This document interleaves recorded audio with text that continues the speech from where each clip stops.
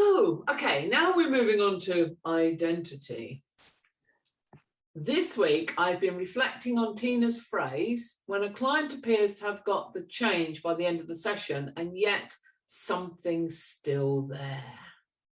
Tina noticed, dun, dun, dun, lurking in the background. Tina noted that belief is key, and I've noticed there are anomalies going on, e.g., I'm anxious about driving, riding my horse, swimming, etc., but I'm not really an anxious person. My question is, how do you clarify what a client's real belief when their language suggests they have a mixed self-image? Oh, okay. And as I write this, I can hear Steve's voice. Can you? I wish I could. What's the question? Again, repeat the question to me, please. I can hear Steve's voice saying, talk to the unconscious. Oh, that's a good answer. Yeah, well done, Steve. So should we move on to the next one?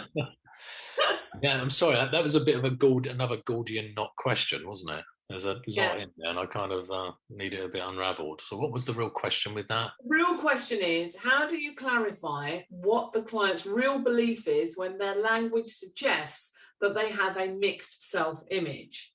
Oh, yeah. Well, don't believe them. No. What do they know? Yeah.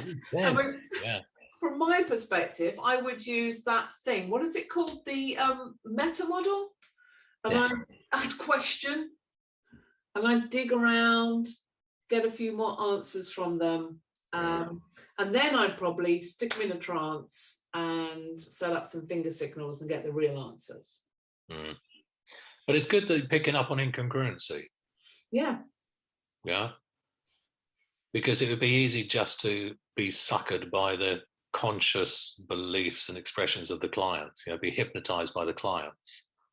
Well, the clients will tell you what they think you want to hear. And what they think they believe to be true as well. Yeah. Isn't the truth necessarily. Yeah. Yeah, they've talked themselves into things. And the thing here about where she says, I'm anxious doing an activity, but I'm not really an anxious person. Well, what is an anxious person? Is what I'm thinking. There are people. Realization there, yeah. Yeah, there are people that are perfectly confident in 90% of their lives, but there's just one part they can't do. They can't do public speaking, or they can't do something else.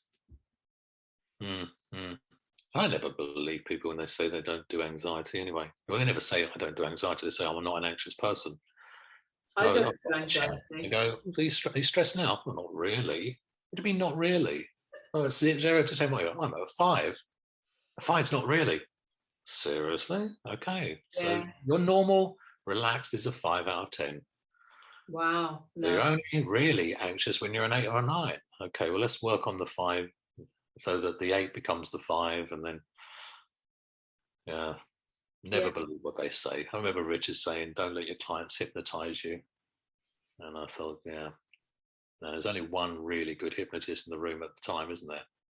There is. Sometimes it's 2, like on Saturday. On Saturday, yeah. I'm talking about when we're doing one-to-ones, yeah. Yeah. I mean, by the way, they're always really good hypnotists. They're just not really good at giving positive suggestions, generally, are they? No, they've hypnotized themselves in a negative way to believe all sorts of rubbish.